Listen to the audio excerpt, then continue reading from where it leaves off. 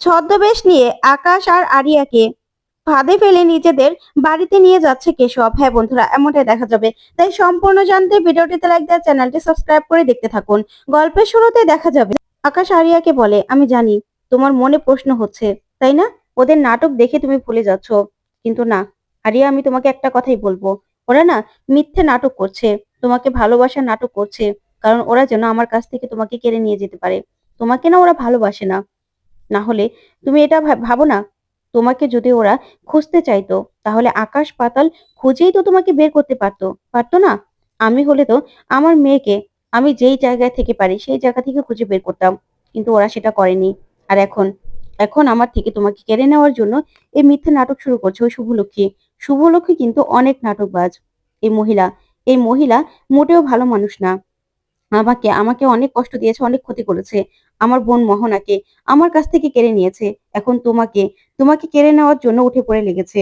তুমি কিন্তু এই ড্যাডকে ছেড়ে কোথাও যাবে না। আমাকে কথা দাও, কথা দাও যে তুমি আমাকে ছেড়ে কোথাও যাবে না। তখন আরিয়া কাঁদতে থাকে আর বলে, না ড্যাড, আমি তোমাকে ছাড়া কোথাও যাব না, তোমাকে ছেড়ে।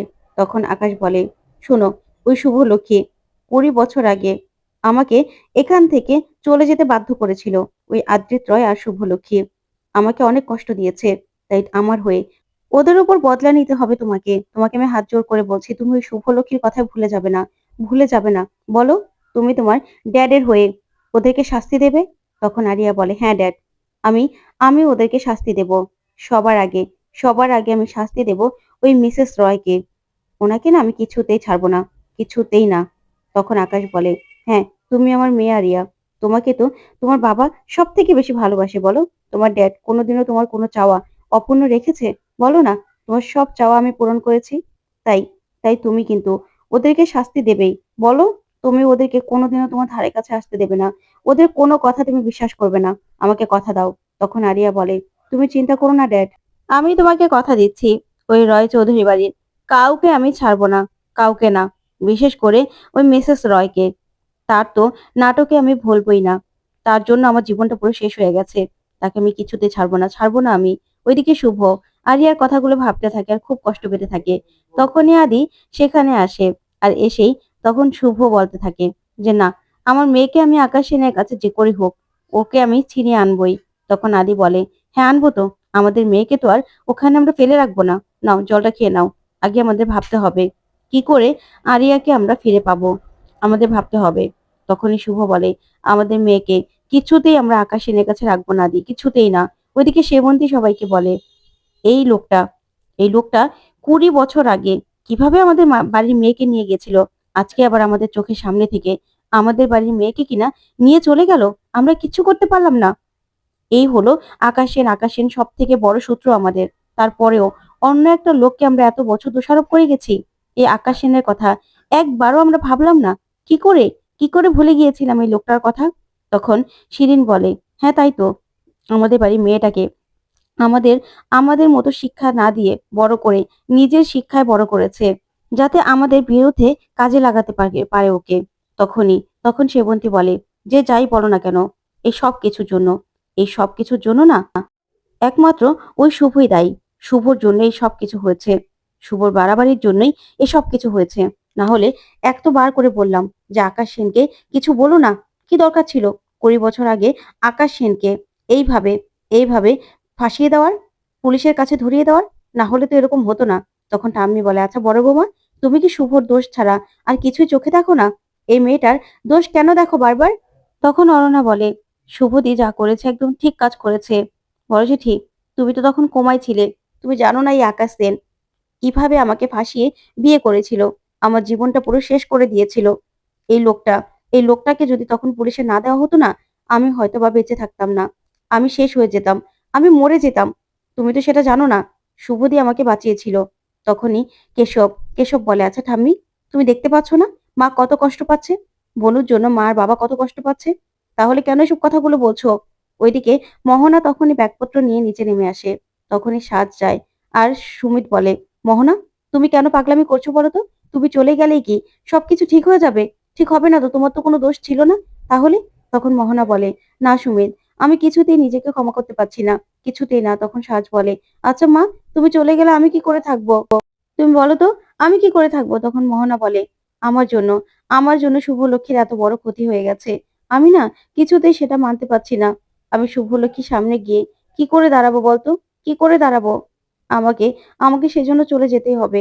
আমি থাকতে পারবো না এখানে। তখন সাজ মোহনাকে ধরে কান্নায় ভেঙে পড়ে। ওইদিকে মোহনাও, মোহনাও সাজকে ধরে কান্নায় ভেঙে পড়ে। তখন সুমিতও খুব কষ্ট পায়। ওইদিকে ঠাম্মি বলে, আমাদের বাড়িটার কি অবস্থা হয়ে গেল? কি হবে এবার? তখনই কেশব মনে মনে বলে, না, আমাকে কিছু একটা করতে হবে। যে করে হোক বনুকে এই বাড়িতে ফিরিয়ে আনতেই হবে। তাহলেই, তাহলেই সবকিছু ঠিক হবে। না হলে কাকিয়া বাড়ি ছেড়ে চলে যেতে চাইছে, ওইদিকে মা কষ্ট পাচ্ছে, বাবা কষ্ট পাচ্ছে। আমাকে কিছু একটা করতেই হবে। তখনই কেশব প্ল্যান করতে থাকে। ওইদিকে শুভ বলে, আমার মেয়েকে কি আমি ফিরে পাবো না? তখন আদি বলে, অবশ্যই, অবশ্যই আমাদের মেয়েকে আমরা ফিরে পাবো।